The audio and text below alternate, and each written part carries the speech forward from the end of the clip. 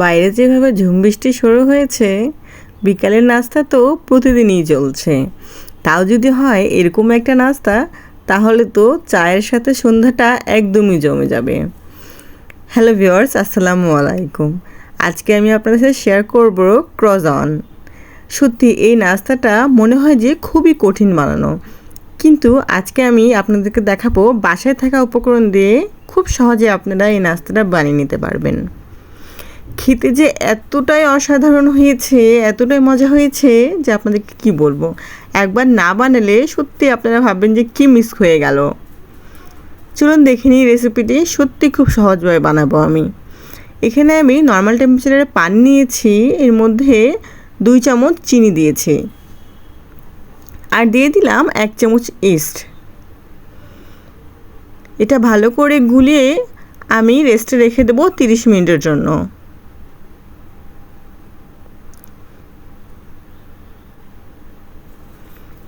এটা যদি একটু গরম স্থানে রাখেন তাহলে 10 মিনিটের মধ্যে এটা অ্যাক্টিভ হয়ে যাবে, তখন আর বেশি সময় লাগবে না।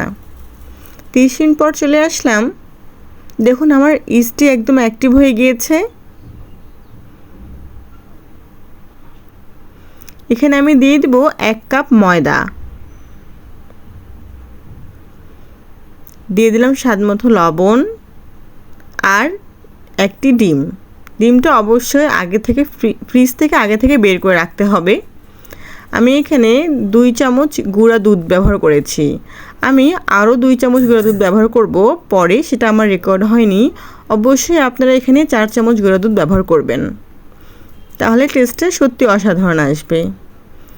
এখানে আমি হাতে একটু তেল লাগিয়ে এটা খুব ভালো করে একটা ডো তৈরি করে নেব। এই যে খুব সফট নরম একটা ডো তৈরি হয়েছে। এখন এটাকে আমি ঢেকে 1 ঘন্টার জন্য রেস্টে রেখে দেব। 1 ঘন্টা পরে দেখবেন যে আমার ময়দাটি একদম অ্যাক্টিভ হয়ে গিয়েছে, ফুলে ডাবল হয়ে গিয়েছে। দেখুন কি সুন্দর হয়েছে ডোটি।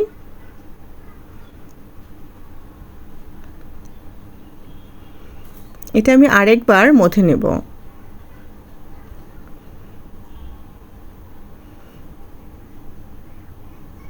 আমি এটা 2 ভাগ করে নিয়েছি। এই এই ময়দার ডো দিয়ে কিন্তু আপনারা পিৎজা, বার্গার, পাউরুটি, তারপরে হচ্ছে নান রুটি পর্যন্ত বানাতে পারবেন এই একই ডো দিয়ে। সবগুলোরই প্রসেস একই রকম।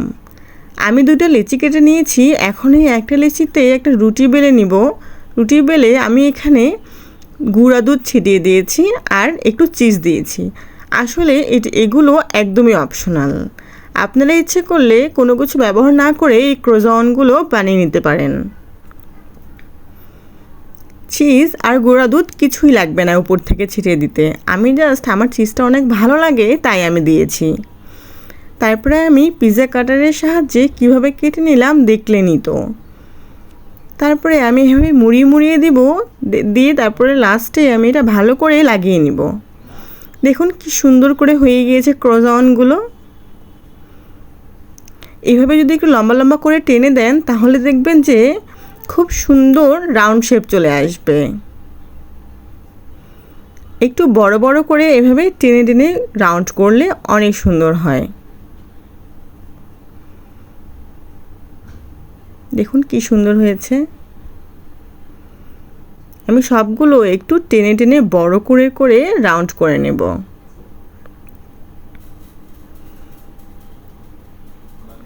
যেগুলো একটু বড় করে করছি দেখতেই পাচ্ছেন যে কত সুন্দর হয়েছে।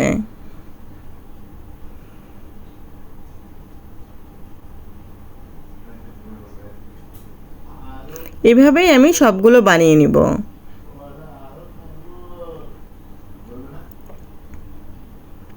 আমার এগুলো বানানো হয়ে গিয়েছে।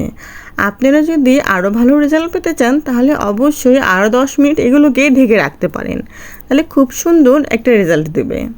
কিন্তু আমি রাখবো না, আমি সরাসরি এগুলো ভেজে নেব। অবশ্যই হালকা আঁচে ভাজতে হবে, না হলে কিন্তু পুড়ে যাওয়ার সম্ভাবনা আছে।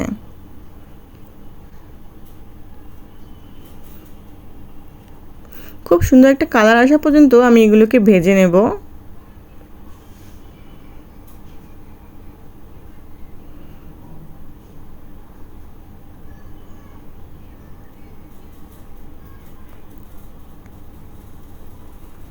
অবশ্যই আঁচটা একটু মিডিয়ামে রাখবেন, না হলে কিন্তু কালারটা বেশি ব্রাউন হয়ে যাবে। যেমন আমার একটা দুইটা বেশি ব্রাউন হয়ে গিয়েছে। অবশ্যই সমস্যা নাই, এগুলো অনেক ক্রিস্পি হয়েছে আর অনেক মজা হয়েছে।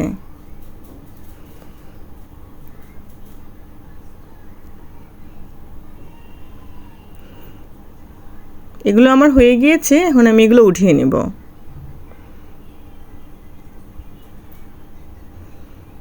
তো ভিউয়ার্স, কেমন লাগলো আমার এই রেসিপিটি অবশ্যই কমেন্ট করে জানাবেন। আমার পাশে থাকবেন আমি যেন প্রতিনিয়ত আপনাদের সাথে ভিডিও শেয়ার করতে পারি। দেখুন দেখতে যেমন সুন্দর হয়েছে, খেতেও দারুণ মজা হয়েছে। উপরে ক্রিস্পি আর ভেতরে একদমই সফট আর চিজি।